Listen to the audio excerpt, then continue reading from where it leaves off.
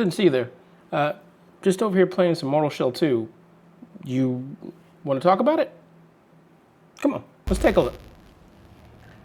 Earlier this year, after playing the open beta for Mortal Shell 2, I uploaded a YouTube short saying it was gunning for Game of the Year. The comments to that were interesting. And look, I get it. If we're talking about the Keeley Awards, there's a pretty steep mountain to climb. But after getting some real hands-on time with the full game, roughly 6 to 7 hours, I can safely say that so far it has the juice to wiggle its way onto my list. These devs cooked. And if you have even a passing interest in the Souls-like genre, you need to get yourself a plate. Okay, I know that's corny, but the game is good, y'all.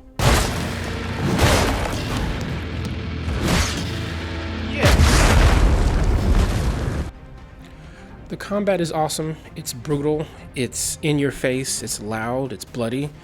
I'm really enjoying it. It's stamina free, so you get to not have to manage a stamina bar when you're playing. Instead, you're managing a resolve meter.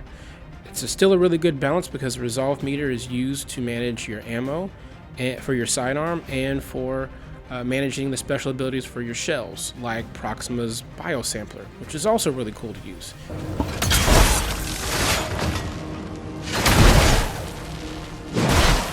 The level design is really cool.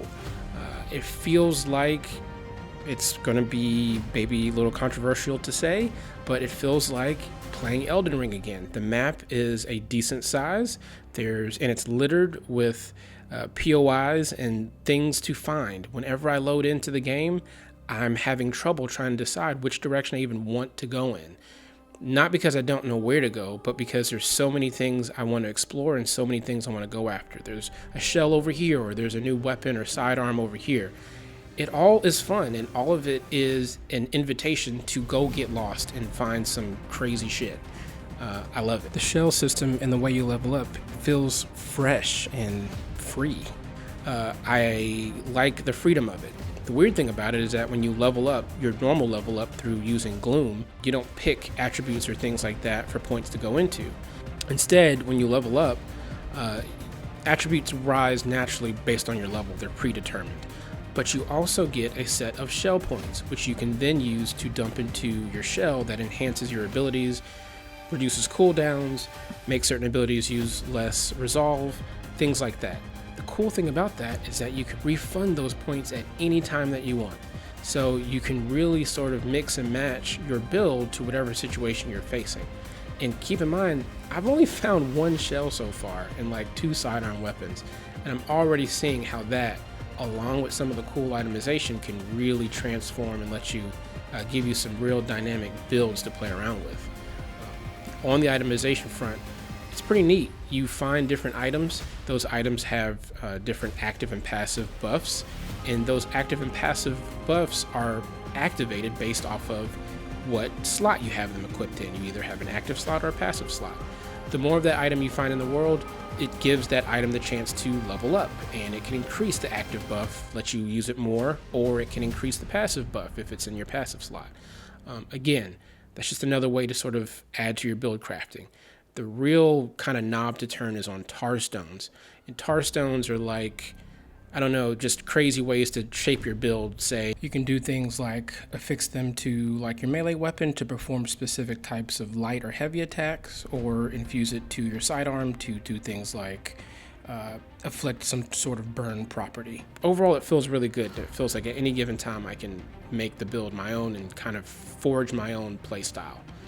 From a technical perspective, it's been pretty good too. I've been playing it mainly on a 4070 Ti ultra-wide, 3440 by 1440p resolution, pretty much ultra settings, DLSS on quality, and I'm getting like 70 to 80 FPS. Obviously, I can turn on frame gen or tweak things down a bit to kind of shoot those frame rates higher. I'm also playing on a 1X Player X2 Mini Pro that I just got a couple weeks ago.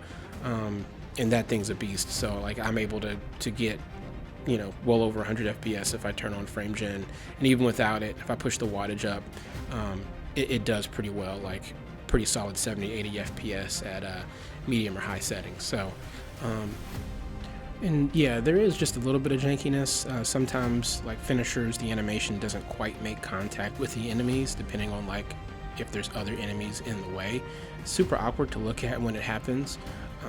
Also, I did have one crash in the tutorial area of the game, fighting the boss under the bridge. The game just failed to load and got frozen.